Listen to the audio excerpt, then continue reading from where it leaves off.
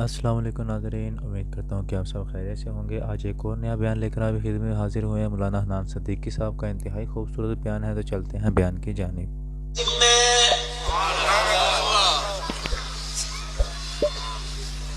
میں آج سے 2-3 مہینے پہلے ایک مدرسے کے اندر گیا، یقین جانو میں نے بڑے بڑے خوبصورت نوجوانوں کو قرآن کی تلاوت کرتے دیکھا۔ مصر کے قاری کی آواز تو کیا ہی بات ہے، سعودیہ والوں کی آواز تو کیا ہی بات ہے، پاکستان پانی پت والوں کی آواز تو کیا ہی بات ہے، لیکن اللہ جل شانہ نے ایک ایسا معجزہ، ایک ایسا منظر دکھایا۔ 9 یا 10 سال عمر تھی، ہاتھ پیر اس کے مڑے ہوئے تھے، پورے ماتھے کے اوپر سفیدی سفیدی تھی، آنکھوں کا نشان ہی کوئی نہ تھا، پورا پلین، اور ناک والی جگہ پہ اتنا سا سوراخ تھا اور اتنے سے دونوں ہونٹ تھے، لقمہ بھی بڑی مشکل سے منہ کے اندر جایا کر جاتا ہوگا۔ میرے عزیزوں، میں نے کہا یہ کون ہے؟ کوئی مانگنے والا؟ نہیں نہیں، یہ قرآن کا حافظ ہے۔ جب اس نے قرآن کی تلاوت ننھے ننھے ہونٹوں کو ہلا ہلا کے سنائی، خدا کی قسم دل کو ٹکڑے ٹکڑے کر کے رکھ دیا۔ میں نے کہا جاؤ دنیا والوں کو بتا دو، ان جیسے زندہ رہے، تم جیسے خدا کے قرآن کا کچھ بھی نہیں بگاڑ سکتے ہو۔ بے شک بے شک۔ آج سے 1.5 مہینہ پہلے میرے عزیزوں، محترم بزرگوں، دوستوں، بزرگوں، میں مظفر گڑھ کے علاقے میں، شیخ عمر کے علاقے میں گیا۔ محتمم صاحب مجھے کہنے لگے مولوی صاحب 2 فٹ کے فاصلے سے ہمارا مدرسہ ہے، آ جاؤ دعا کر جاؤ۔ میں نے کہا وقت کوئی نہیں، میں نے ملتان جانا ہے۔ کہنے لگے جی اللہ کے واسطے آ جاؤ، مدرسے کے لیے دعا کرو۔ میں مدرسے کے اندر داخل ہوا، ایک چرپائی پہ بٹھایا، بائیں طرف مدرسے کے مین گیٹ کی طرف دیکھا، ایک چولہے کے اوپر توا چڑھا ہوا ہے، دوسرے پہ ہڈیاں چڑھی ہوئی ہے، کوئی پکانے والی نہیں تھی، کوئی پکانے والا نہیں تھا، کوئی باورچی نہیں تھا۔ میرے عزیزوں، جن کے ہاتھ کے اندر دودھ والا فیڈر ہونا چاہیے تھا، ان کے ہاتھ کے اندر آٹے کا پیڑا تھا، بڑی پیاری چپاتی بنا کے توے پہ ڈال رہے تھے۔ نہ یہ 10 سال کا طالب علم تھا، اس نے چپاتی روٹی توے پہ ڈالی، روٹی پیچھے ہٹ گئی، اس کا ہاتھ ہی پورا توے کے اوپر چلا گیا۔ اس نے یوں کر کے تھوک لگایا اور یوں کر کے بغل کے اندر ہاتھ دبا لیا۔ میں نے کہا محتمم صاحب یہ منظر دیکھ لے، اللہ کرے تجھے مجھے یاد رہے، قیامت کے دن پروردگار عالم تیری میری نمازوں کو تول لے گا۔ اللہ جل شانہ اس قرآن کو تول لے گا اور کہے گا وہ ہاتھ لے گیا جس میں چھالا پڑا تھا، ساری خدائی ایک طرف ہو جائے، تیرے چھالے کا مقابلہ نہیں کر۔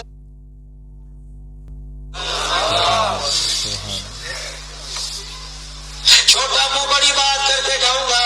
وہ لوگوں آج قرآن پاک کی خدمت میں کچھ لگا لو، اور آج میرے عزیزوں نیت کر لو، اپنے خاندان میں سے، اپنے بچوں میں سے، اپنے رشتہ داروں میں سے، یقین جانو یہی ترقی ہے، یہی کامیابی کا زینہ ہے، یہی دنیا آخرت کا خزانہ ہے۔ تمہیں کس نکمے نے کہہ دیا مال والا سکون والا ہے؟ تمہیں کس نے کہہ دیا اولاد والا سکون والا ہے؟ تمہیں کس نے کہہ دیا دن دولت والا سکون والا ہے؟ تمہیں کسی نے کہہ دیا ڈالر اور پاؤنڈ کی چمک والا، زمین والا سکون والا ہے؟ آؤ آؤ آؤ، ان چمکتے چہروں کو دیکھ لو۔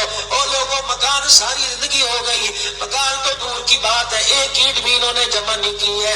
مسجد کے مکان میں پیدا ہوئے، مسجد کے مکان سے جنازے اٹھ رہے ہیں، اپنی مرضی کی کوئی چیز نہیں کھا سکتے۔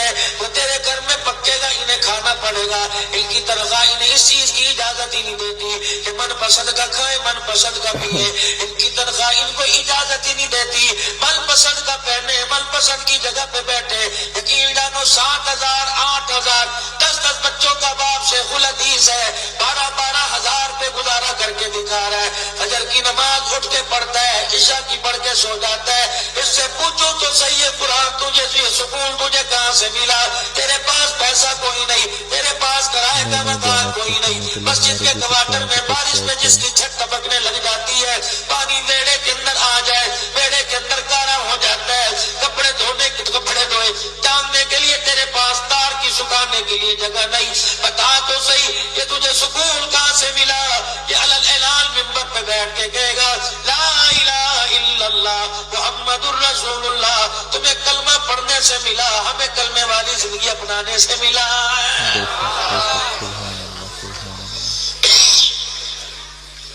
پوری دنیا کا کفر پریشان ہے، کہہ رہا ورلڈ بینک ہمارے پاس ہے، اقوام متحدہ کا دفتر ہمارے پاس ہے، کسی ممالک میں زلزلہ آ جائے، کہیں سیلاب کا ریلا آ جائے، کہیں آندھی طوفان آ جائے، کہیں کوئی بیماری آ جائے، کہنے لگے اگر کسی ملک کے اندر آ جائے امداد دینے کے لیے ہم آئیں گے، این جی اوز ہماری حرکت کریں گی، تمہیں اللہ کا باغی بنائیں گے، تمہیں رسول کا کا باغی بنائیں گے.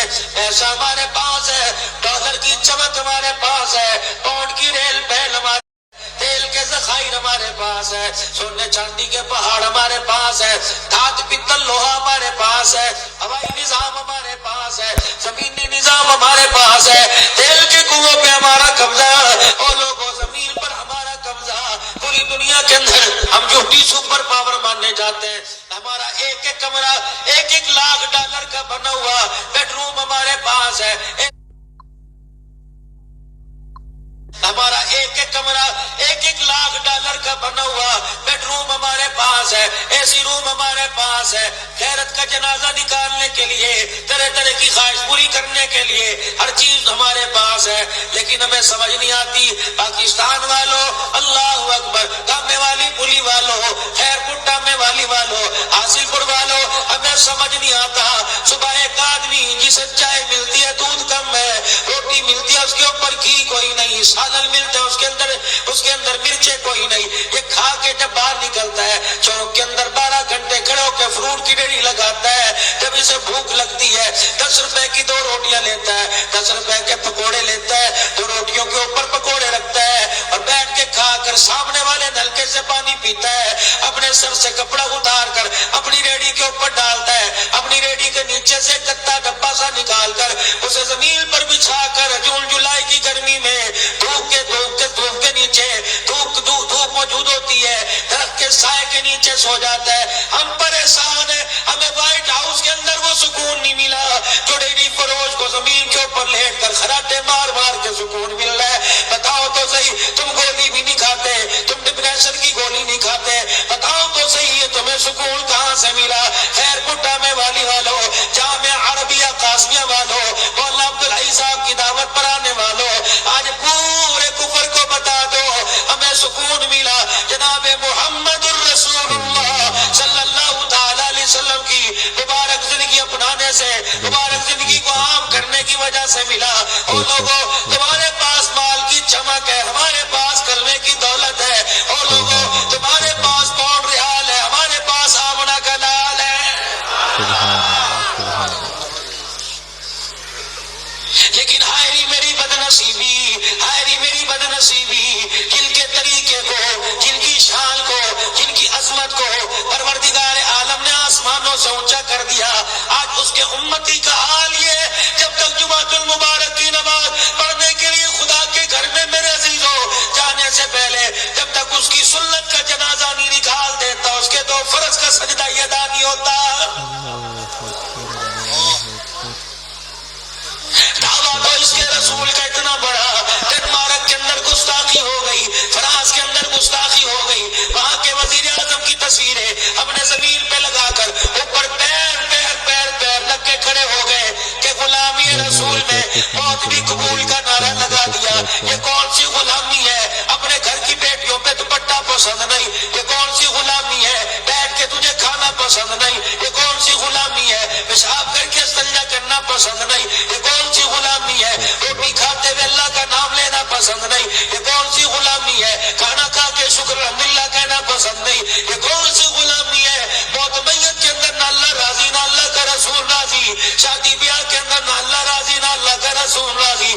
غلام ہے رسول کے غلام ہے, فرمایا تجھے غلام مانو یا حبشے کے بلال کو غلام مانو, فرمایا تیری غلامی تیرے منہ پر کانک بنتی ہے, اور حبشے کا بلال مکے کی گلیوں میں چلتا ہے, آواز جنت کی گلیوں میں سنائی دیتی ہے.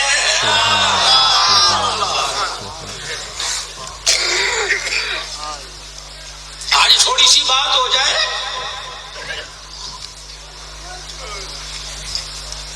بھائی بھائی میں تلک کلامی ہو جائے, بہن بہن کے اندر تلک کلامی ہو جائے, مدتوں تک دشمنی چلتی ہے, بلکہ اپنے نسلوں کو نصیحت کر کے جاتی ہے, خبردار خالہ کا بیڑا نہ چڑھیو, چاچے کے بیڑا نہ چڑھیو, ورنہ تیرا باپ تجھے معاف نہیں کرے گا.